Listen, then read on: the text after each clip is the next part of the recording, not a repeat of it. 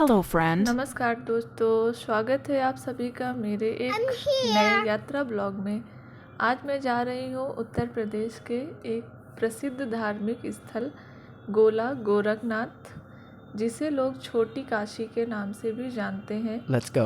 तो चलिए इस भक्ति और आस्था से भरी यात्रा पर निकलते हैं मेरे साथ। हर हर महादेव।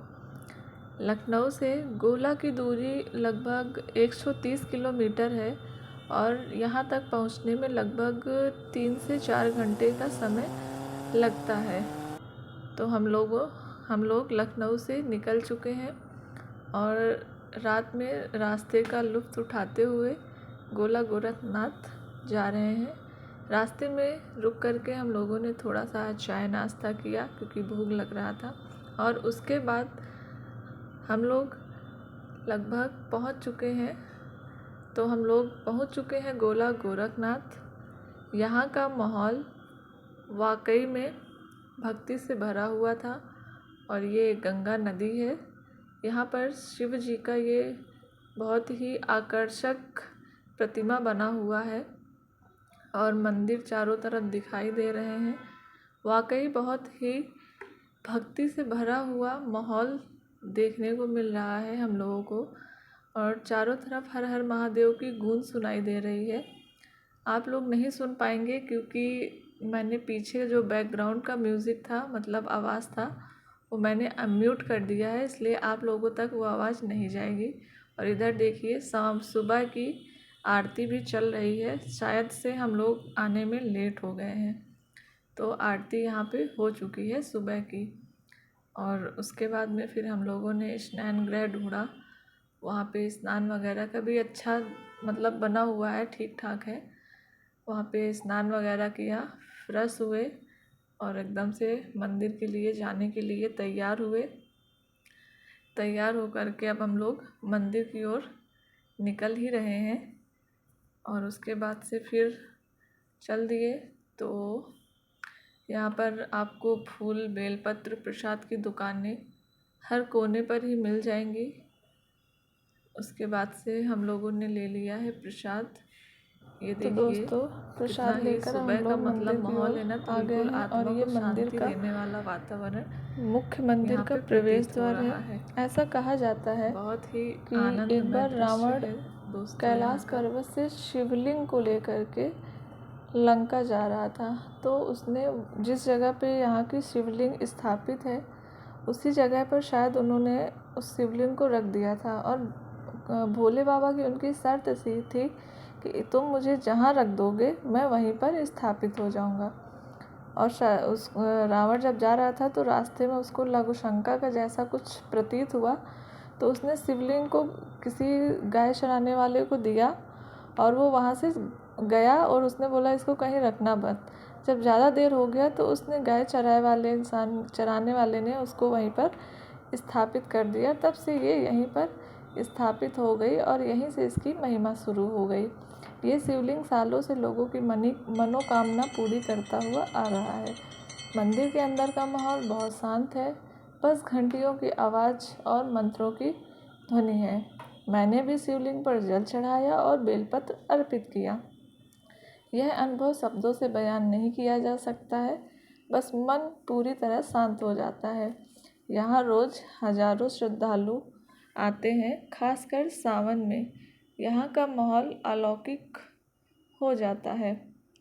उसके बाद से हम लोग पूर्ण तरीके से दर्शन करके मंदिर से बाहर आए और मैंने ये अपने सर में त्रिशूल लगवाया, त्रिशूल का चंदन लगाया।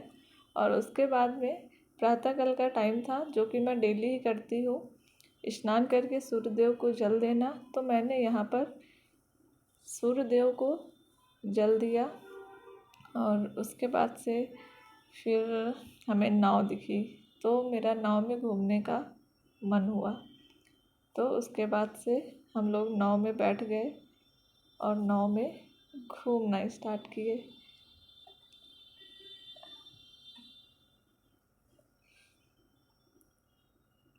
फिर हम लोगों ने यहाँ पर बैठकर नाव में घूमा और मंदिर वास्तव में बहुत ही सुंदर है। ख़ास तौर पर मंदिर का जो दृश्य है और ये भोलेनाथ की इतनी सुंदर स्मृति जो आप लोग देख पा रहे हैं, ये डिज़ाइन, ये सब कुछ बहुत ही आकर्षक है और बहुत ही अट्रैक्टिव और बहुत ही ब्यूटीफुल है। अगर किसी को भी फ़ोटोग्राफी करना बहुत पसंद है तो वो यहाँ पर किसी भी कोने पर आकर के बढ़िया अच्छे से अच्छा फ़ोटोग्राफी वगैरह कर सकता है। और मैंने भी नाव यात्रा का सुंदर सा अनुभव लिया। मुझे तो बहुत अच्छा लगा और मैं नाव में बहुत कम ही बैठी हूँ, क्योंकि मैं कहीं भी जाती हूँ तो नाव वगैरह में मैं बहुत कम बैठती हूँ। यहाँ पे पता नहीं मेरा मन कैसे हुआ कि आज मैं नाव में घूमूं, और फिर नाव में बैठकर पास से हमने शिव जी के दर्शन किए। ये शिवलिंग, ये जो आप लोग उस शिव जी की इतनी सुंदर स्मृति देख पा रहे हैं, ये बहुत ही सुंदर थी। नाव में बैठकर घूमकर बहुत मज़े किए और बहुत मज़ा भी आया।